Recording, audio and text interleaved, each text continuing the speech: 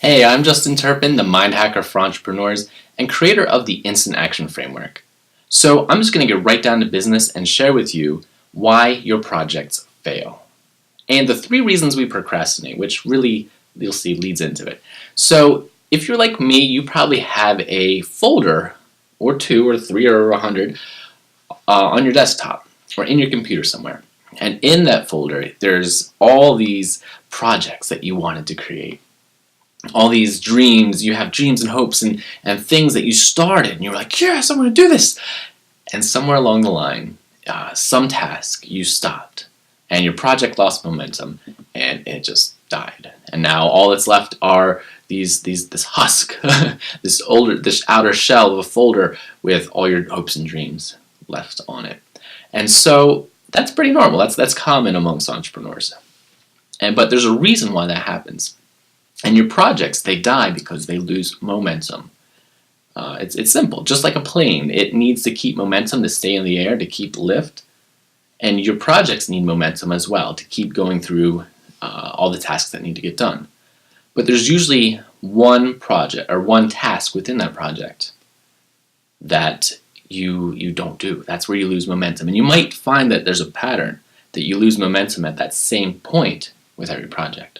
Maybe it's something you need to program, or there's a developer you need to speak to, or there's a conversation to be had, or you need to get on a phone call and ask something. It could be any number of things, but it's usually not the task itself. You probably know how to do that, or there's resources, plenty of resources out there on how to do the task. So it's not the task itself, it's usually your relationship with the task. There's something that comes up, and you're like, oh, I gotta get on the call. And you feel this tension or this fear in your chest. And it's like I said, it's not the thing, but your relationship with the thing. It's not the problem. The problem is your relationship with the problem, that kind of a thing. So usually what kills our projects is that loss of momentum, and that loss of momentum is caused by us hesitating, us procrastinating, saying, I know I need to do this thing, but I'm not going to deal with it because it's easier for me to just avoid these feelings, these emotions that come up. And so the 3 reasons that we procrastinate, those are we don't know what we need to do. The first one is that we don't know what we need to do. So you might have a whole list of things and you're like, I just don't know what needs to happen in order to get from the beginning of the project to the end of the project. And that's pretty common. The second issue, or the second reason that we procrastinate, is that the next step just feels too big. So if that next step feels too big, it might feel insurmountable. It might feel overwhelming, something you can't do it.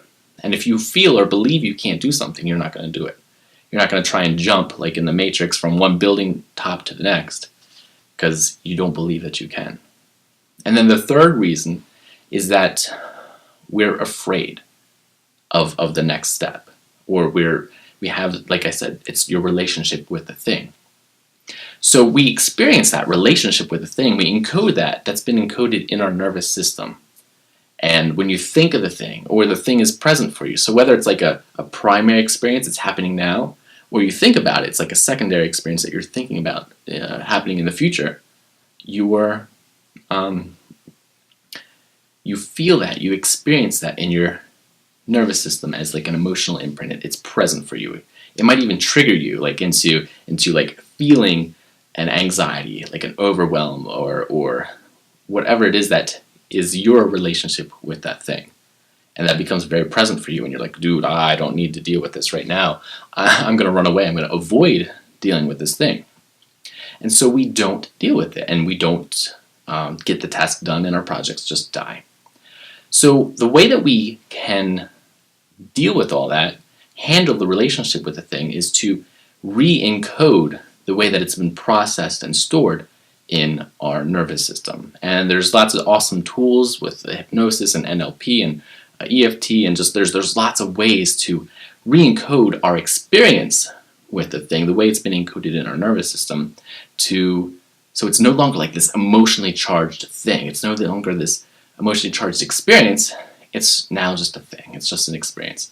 Like getting on the phone with your friends, no problem. Getting on the phone with a client, you might be like, or a prospective client, it might bring up some anxiety for you.